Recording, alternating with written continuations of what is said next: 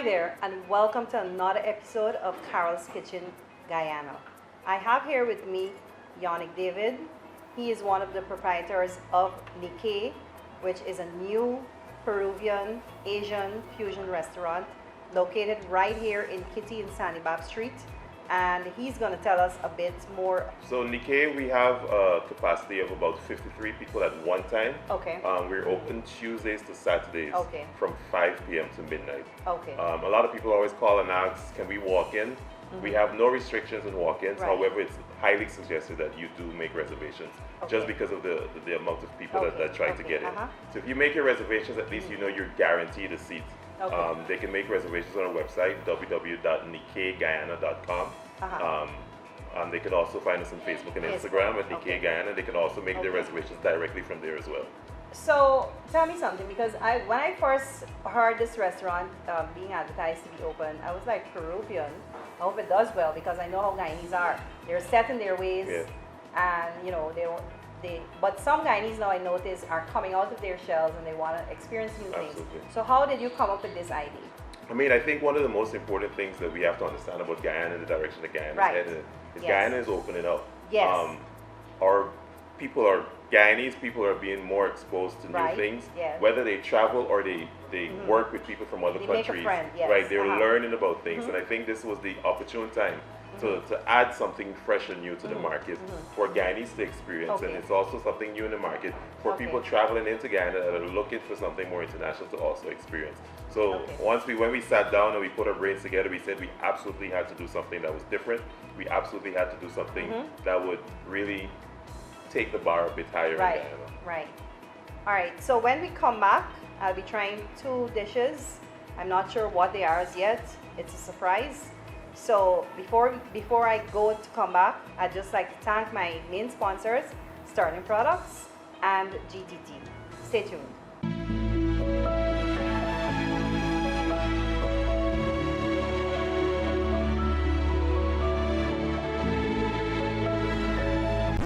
What are you doing? Igloo ice cream. You know it's good. Okay. Alright, now we are going to prepare our dessert called yuca. And what makes it so interesting is that we decided to take some cassava and turn it into ice cream. So we are going to start with a soil that is made with crispy corn.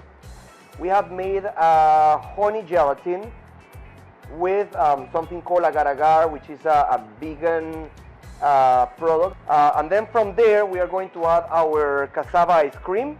But while we wait on the cassava ice cream, we have a citrus peel emulsion.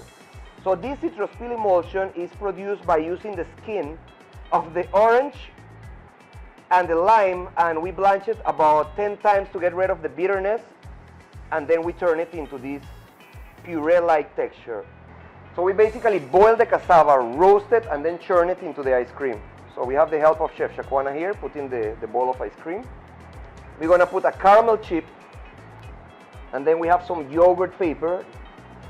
We have cream cheese yogurt that we foam it in the siphon. We are going to throw it directly into some liquid nitrogen. Liquid nitrogen, remember, is at minus 180 Celsius, so it could literally freeze burn if you are not careful enough. At the beginning of the dessert, I say that I put some crispy corn soil. So that's gonna give us more or less the flavor that we would get from popcorn, but the problem is we don't have the looks. So by doing this, I created the false impression that we have the physical popcorn here, although it's a cream cheese mousse. And this is our yuca. So the next dish I'm going to do for you guys is called salmon misoyaki. We have a salmon that is sous vide to perfect temperature and perfect texture. We marinate it with miso, sake, and mirin, and we top it with roasted caramelized almonds. So at the base of this dish, I have prepared here a yellow sweet potato mash. So it's yellow sweet potato that has been infused with pimento, garlic, cilantro. At the base of the plate, we're gonna take a little bit of chili oil. From there, we do apple gel. This apple gel is slightly sweet, slightly tangy, and it's gonna add some flavor to the overall experience. And then we have our unagi sauce.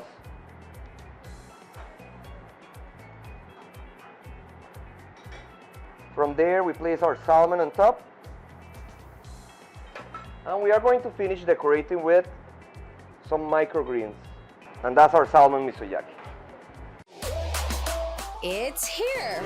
Igloo Ice Cream Fruit Bars. 4 mouth-watering flavors. Mango, pineapple, strawberry, and soursop. A beautiful combination of real fruit and igloo ice cream. Go old school with fluty popsicle. Classic flavors and refreshing goodness. Available at Igloo outlets and all your favorite shops. Welcome back. Now, I'm here in the beautiful Nikkei, which is one of the newest restaurants that just opened in Guyana. And I am with Chef Victor. He's prepared me some ice cream, and I'm going to try it out right now. Awesome. So, and what do you call this again? So this is called yuca. This is basically an interpretation of a lot of the Amazonic Latin American ingredients. And what I wanted to do here is give a lot of use to the cassava.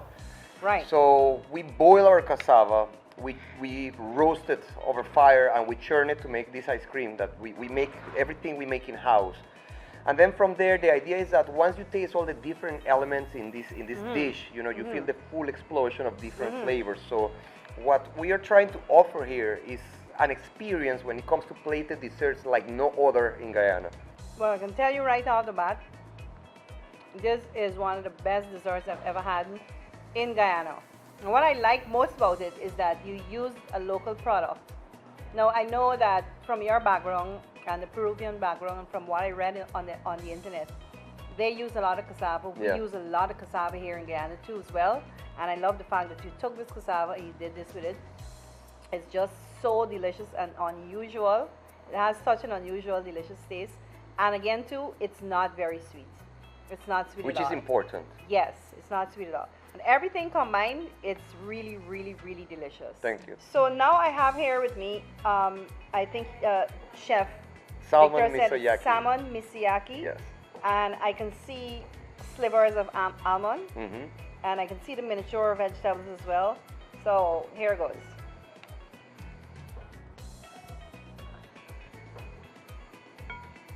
Okay, and I see some red dots around.